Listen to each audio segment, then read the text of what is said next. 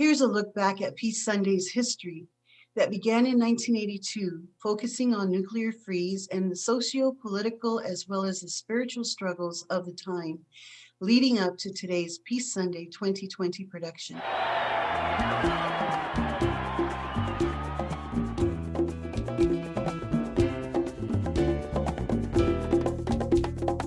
In 1982, during the height of the Cold War, as the Soviet Union and the United States engaged in the nuclear arms race and fears of nuclear holocaust plagued the planet, a mass movement for a nuclear freeze arose.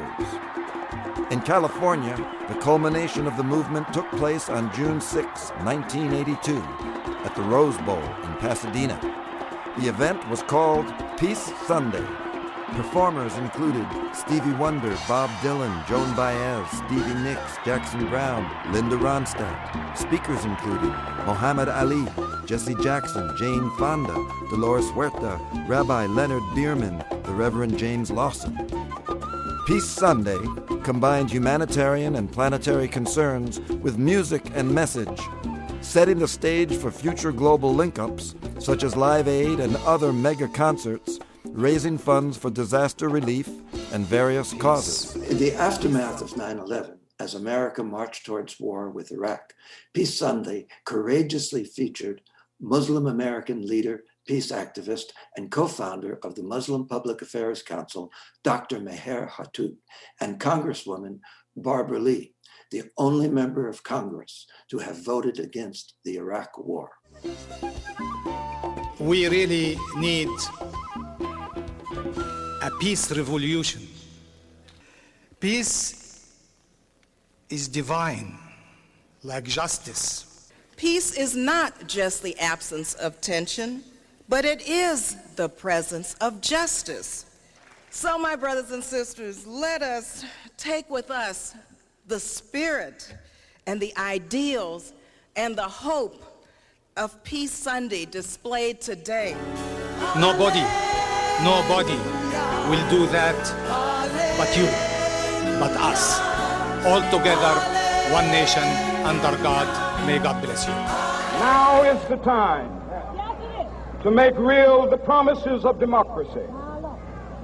Now is the time to rise from the dark and desolate valley of segregation to the sunlit path of racial justice. Now is the time to lift our nation from the quicksands of racial injustice to the solid rock of brotherhood. Now is the time to make justice a reality for all of God's children.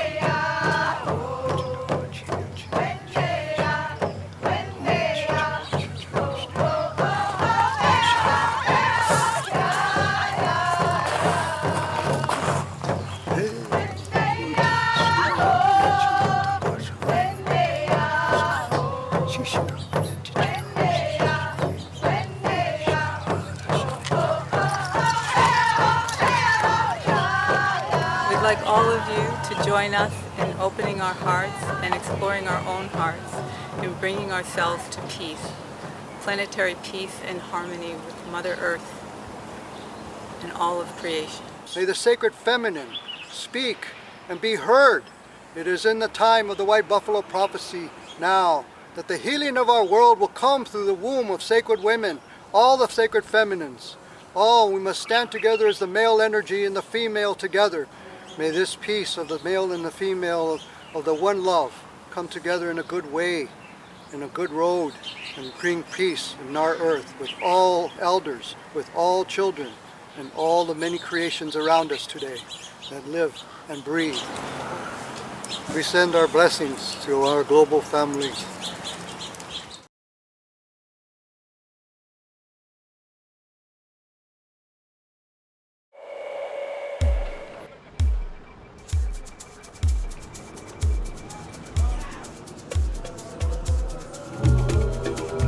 And we are doing something very radical that is really changing the reality. Walls, checkpoints, rules, laws that stop us from meeting each other are designed to keep us invisible from each other, and it makes the dehumanization process easier. The world, particularly Israel-Palestine, is dominated by male leaders, has ended up in a complete quagmire, in a state of mutual victimization in which each side claims moral virtue by having suffered more. What could be more perverse than that? There's a lot of peace movements in Israel, but there's nothing that is led and thought and felt by women. So that was 40 women in the very first meeting. Now we're 40,000. We're the fastest growing grassroots movement in Israel right now, and the most active physically out there in the streets. The 21st century really belongs to women, and we haven't yet seen, I think, a full force of women's power emerge. We don't want another war.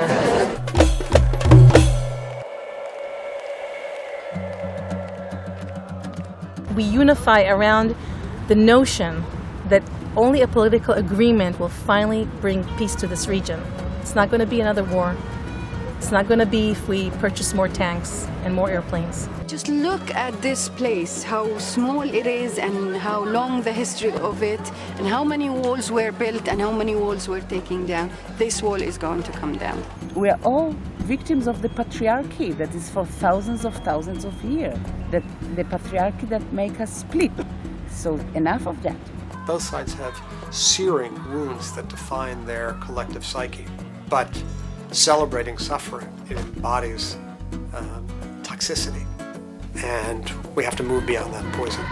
Today is for the women who are courageous enough to ask for the unaskable peace. We are an Israeli movement, and we have the support of our beautiful and courageous Palestinian sisters. I do believe that this conflict is actually entrenched in a sense of deep losses. We are tired of paying the price of our children being buried. The Palestinians see now that there is a real partner on the ground who is trying to change the dynamics inside Israel. So we are saying it's a myth that it's impossible to do peace here. It's a myth. I don't think that women can change the political leadership now, but at least they can do the re-education of both people about the other. Everyone who came through this city for thousands of years have a stake in this city. Jerusalem is important for everyone in the world. Her doors have to be open to everyone, and that's the equation for peace. Idemukla, it is said that women hold up half the sky, and we're taking our roles, our leadership roles now, all over the planet, and certainly through indigenous nations where we have always had leadership roles. For things to be in balance, this is necessary, and it's required for us now to find peace, to find harmony, and to integrate with the planet, with Mother Nature as we are intended. At Black Rock, grandmothers, women led councils, they led prayer ceremonies, they conducted ceremonies for the people, which was a big part of Standing Rock and what took place there. Nations came from all over the world, hundreds of nations, to support the battle against the black snake.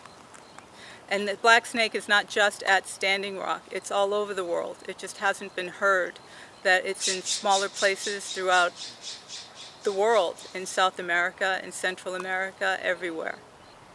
And we need to remain vigilant and be supportive of not just the major movements, but all movements that are trying to protect our Mother Nature and bring peace to the planet. Women are chiefs, and they're leaders in social movements now. They lead from the heart, and that is what we need. That is where we find our strength, that is where we find our patience, and that is where we find acceptance of other ideas, openness, to different ways of doing things, and finding ways to win without battles, but through persuasion, understanding, and teaching. This is the feminine aspect, and it's necessary to achieve balance. It's necessary to achieve our ends in bringing peace to the planet. All mothers want their children to be safe. All mothers would like to save their children from experiencing war, from participating in war, from harming the children of others. This is not necessary for peace, for prosperity, for security. What's necessary for security is an open heart. And it's time to understand the feminine aspects, to look for feminine leaders, not for them to dominate, but to bring balance. It's time for the masculine and the feminine to walk side by side, to support the sky together. Ahey, Mitakiwasan.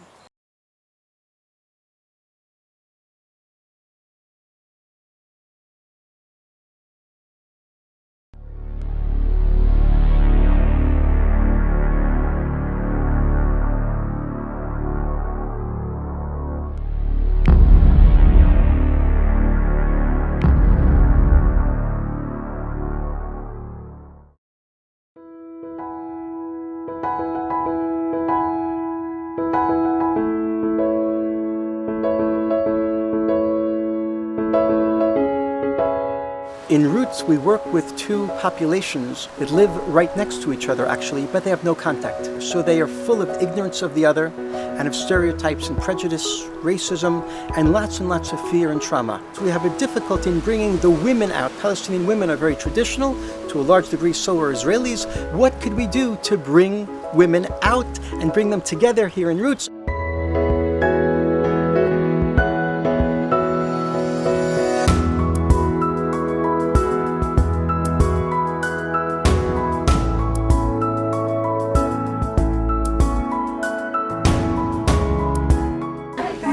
Nice. It's exactly what I like. You know, those close-ups are so powerful, and she's got such beautiful eye. Did you see it? Did you see the beautiful photo?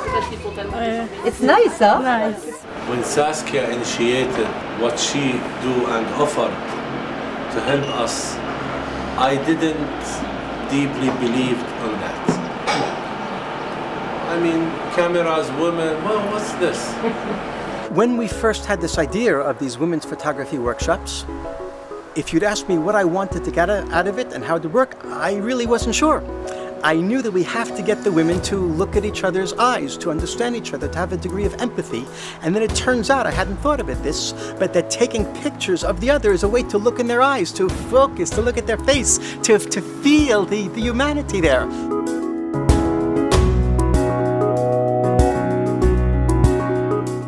The minute Saskia brought these women together, I managed to see what is behind the camera, which is the relationship. She succeeded by the camera to build a deep relationship with a deep transformation for both sides women, Israeli and Palestinian women.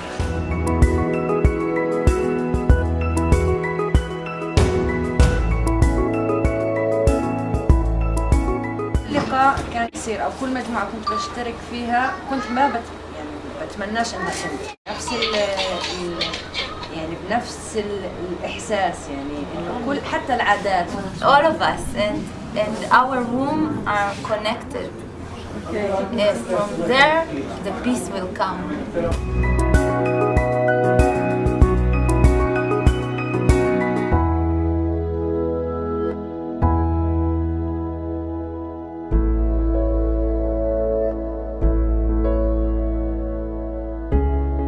كيف نجتمع معهم ناس إسرائيل بيحبوا فلسطين وممكن إنه نتعامل مع بعض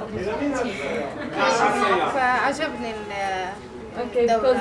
I live here in the area for 8 years and this is the first time that I'm meeting some of my neighbors. The places are so close where we live and where you live. But sometimes it feels very far away, especially when there are walls and fences. And it's nice to meet here without any walls.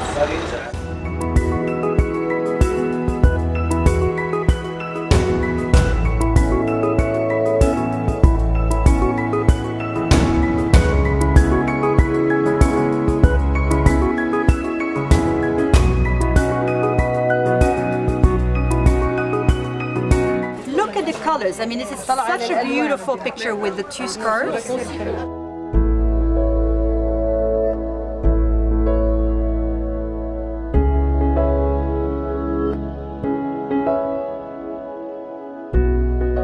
I just want to thank you, Saskia, because you know you live very far, and I feel we are very important for you, and you care about us, and you want us to be so much more happy, much more free, and much more peaceful.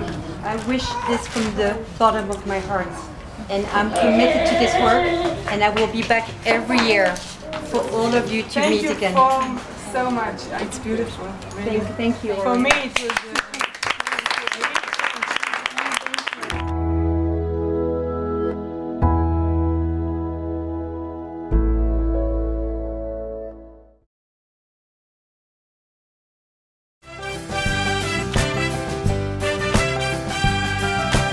August 1963, I was 17 years old and had just graduated from the High School of Music and Art in New York City and was participating in civil rights marches and singing the folk songs and the songs of freedom of that era. I traveled to Washington, D.C. for the Great March for Jobs and Freedom, where Martin Luther King gave the I Have a Dream speech. Years later, with fellow songwriter Sophia Roberts, we wrote the song We Carry the Dream, commemorating Dr. King and that historic day.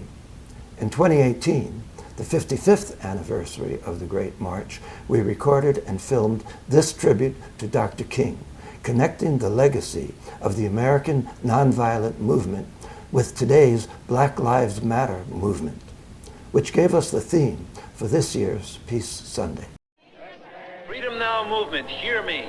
We are requesting all citizens to move into Washington, to go by plane, car, bus, any way that you can get there. Walk if necessary. We are pushing for jobs, housing, desegregated schools. This is an urgent request. Please join. Go to Washington. I have a dream that one day this nation will rise up, live out the true meaning of its creed. We hold these truths to be self-evident, that all men are created equal. I have a dream that one day on the Red Hills of Georgia, sons of former slaves and the sons of former slaves will they be able to sit down together at the table of brotherhood. I have a dream.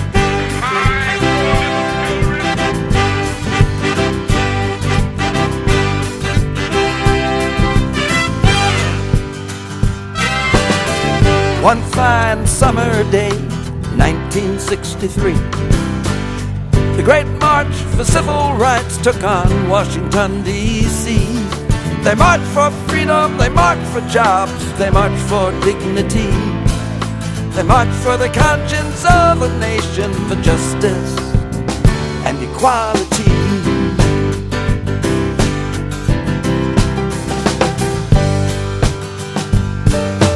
250,000 gathered there in Washington that day to hear the Reverend Dr. King lift his voice and say, I have a dream, and we witnessed history.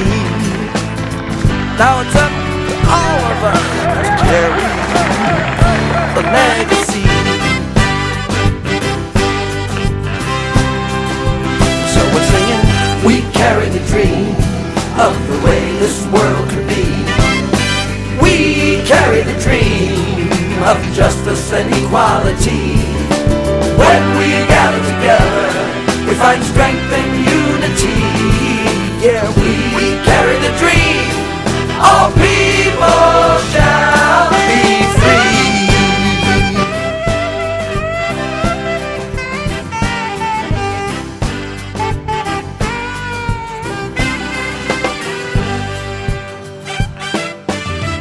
From the streets of Birmingham to that Nobel Prize he won, Reverend King let freedom ring, shines his light for everyone. Now people anywhere who've been denied their rights find vision, strength, and inspiration carry on the fight. So we're saying we carry the dream of the way this world could be.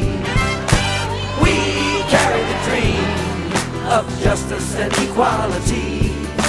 When we gather together, we find strength and unity. Yeah, we carry the dream. All people shall be free.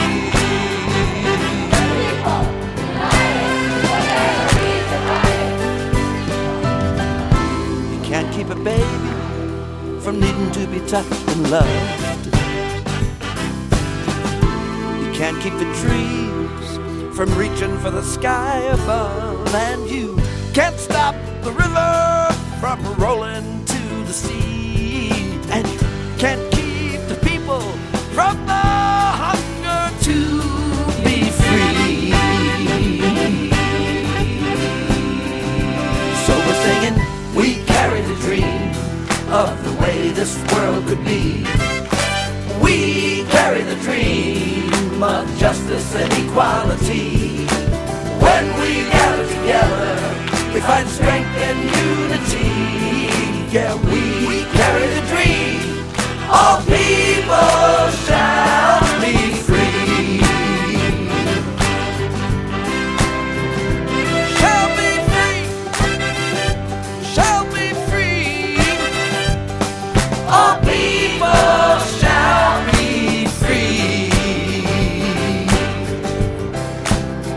We carry the dream. We carry the dream. We carry the dream. We carry the dream. We carry the dream. Peace and justice. We carry the dream. Equality. We carry the dream. Human rights. We carry the dream. We carry the dream. We carry the dream.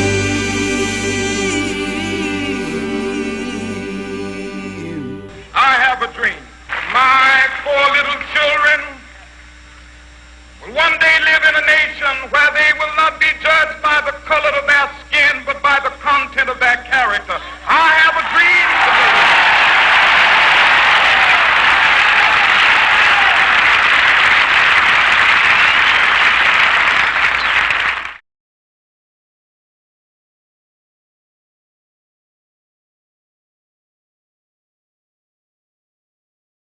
Hi to everyone who will be seeing me in this video. I'm sorry for not being able to make it on the 21st, but I look forward to hearing everyone's story as well.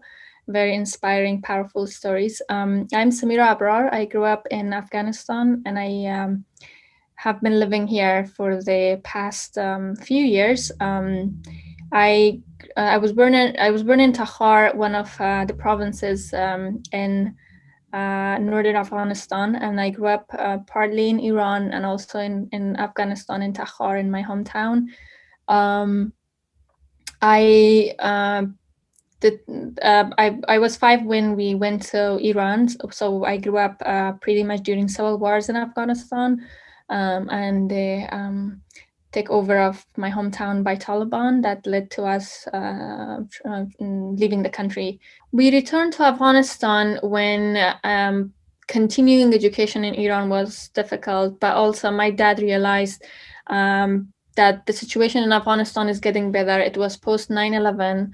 The new transitional government, interim government, was in power in Kabul, and things were more peaceful and back to normal. So we decided to get back and be able to continue education and also possibly live in Kabul. And we returned in 2007 or 2008, where things were really good, and the international community was there, and people were slowly experiencing peace and stability, and schools were open, more jobs, more opportunities, and that, hearing all that, being in Iran, my dad decided maybe it's also about the time for us to return. When we returned, I was able to graduate high school. In my last year of high school, I did in Afghanistan, and then I attended American University for my undergrads. I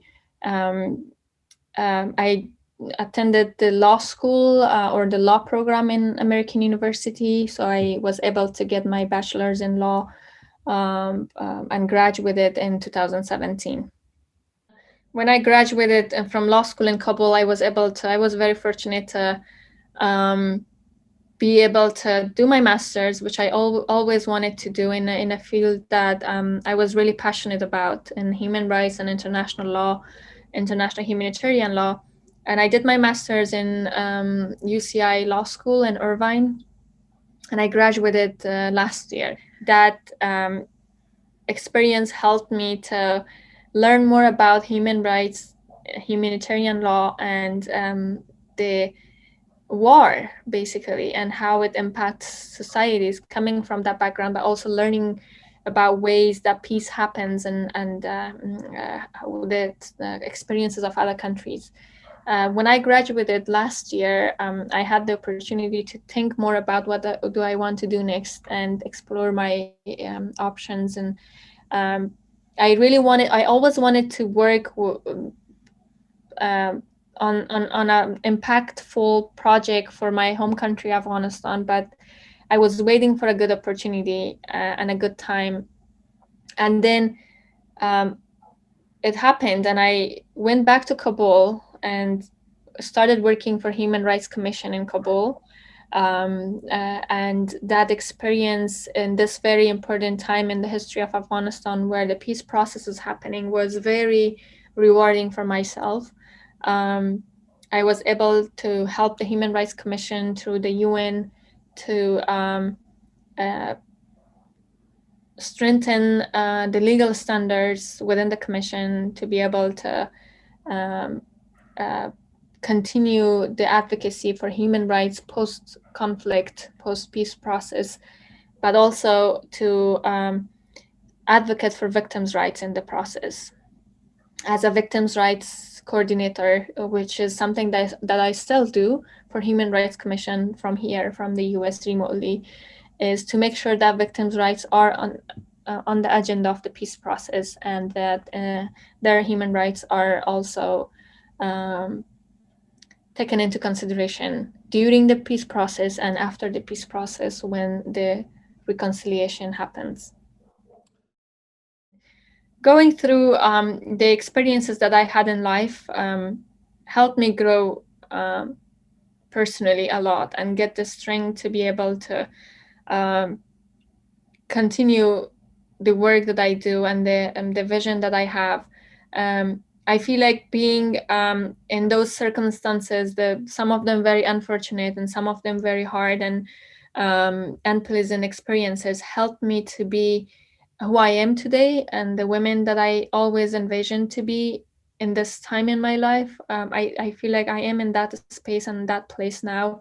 With the work that I do, transitional justice, working with women from Morocco, from Colombia, from other countries that went through the same process of reconciliation, of transitional justice, and learning from them and bringing women's voices into the peace process as a woman who went through the conflict, who experienced conflict and war, whose rights were violated because war impacts women differently in so many countries. Those are kinds of the things that I am hoping that will change through the advocacy of women who work in this field like myself, that conflict should not impact women in any different way. It shouldn't be even making life more hard for women. Women belong in every places where decisions are being made. And that process has still a long way in my country, but I'm glad it has started in certain countries, and the US is an example that that gives us more courage. I see Afghanistan and some other countries having to go through some more experiences for women to be able to be more united, be given the voice, be more supported, and the system, some systematic changes in order for women to feel more empowered. For example, with the current peace process happening in Afghanistan, a lot of organizations, including the human rights organization that I work with, is trying to make women more, make women's participation more in the peace process, in the negotiations. Women's rights are the red lines for a lot of Afghans, and we are trying to remind them that no compromise should be made on women's rights, but also women need to be in the negotiations. They need to be on every major decisions that are being discussed. Their rights and their future depends on having more representation in the negotiating table, but also in every big processes that is going to change the political system in the country. Well, I am hopeful that is going to happen. We have very strong women in the negotiating table right now. We have human rights organizations advocating for women. Women now are tapping into that power in them to be able to speak for themselves. So we have a lot of women's rights activists in Afghanistan voicing their concerns, their needs, and their demands. We have families of victims, female members of victims' families speaking for their family members, demanding justice for their members of the families, for those who lost their family members during the conflict. And women are the head of the family right now, so they are demanding the government to take their needs into consideration when the peace negotiations happens. And as the peace negotiations happen and you see the Taliban engaged, do you fear for women's rights if the time comes where the Taliban are in power? That is very concerning. It's because times are very uncertain. The way that the negotiations are happening, it's very hopeful. We do want to see that peace and stability coming to Afghanistan, but also we do not want to compromise women's rights to be able to get that peace, because we fought really hard for it.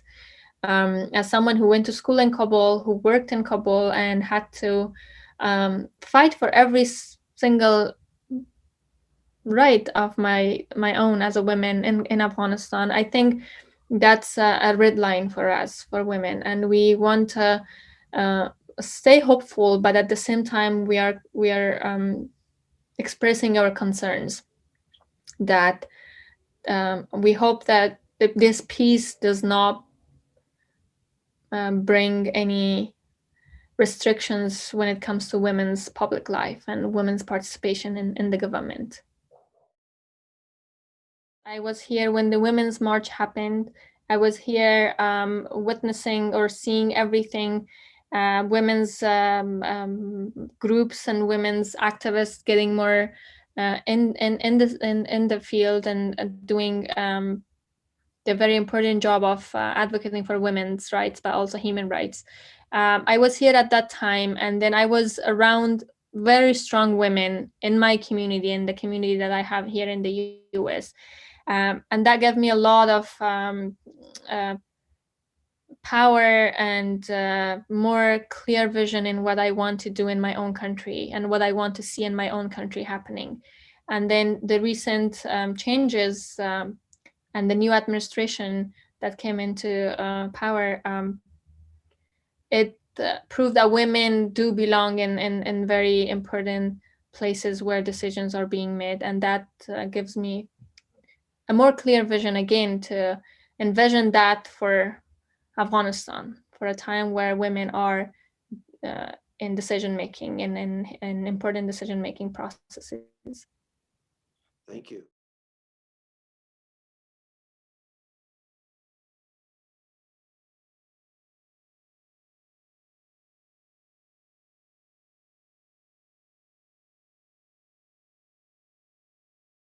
Peace Sunday's spiritual call to action to create a peaceful, equitable, and sustainable future for all could not come at a more crucial moment. This is critical.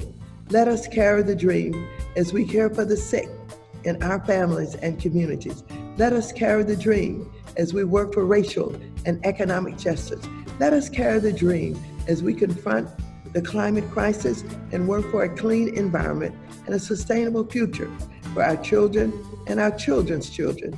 Let us carry the dream as we vote in this year's historic election. Let us make every day a Peace Sunday and a day to work for a better world for all humanity. Thank you so very much. In honor of the United Nations 75th anniversary, as well as Unity and Diversity World Council's 55th anniversary, we are hereby putting forth a call to action for all of us to make every Sunday Peace Sundays beginning January 2021. We are encouraging our global family to hold peace-building events in your local areas and or online, empowering us to collectively create a more peaceful, equitable, and sustainable world with a much brighter future for all. We will be producing a broadcast series called Sacred Activism Peace Sundays. These broadcasts will address the most critical issues of our time and also highlight registered peace events happening worldwide. The third Sundays will feature a specific story from the We Carry the Dream documentary film, and the main areas of focus for other Sundays are spiritualization, denuclearization, decolonization, honoring and protecting the sacred, and environmental stewardship. For more information and to register your peace events, please visit us at peacesundays.org.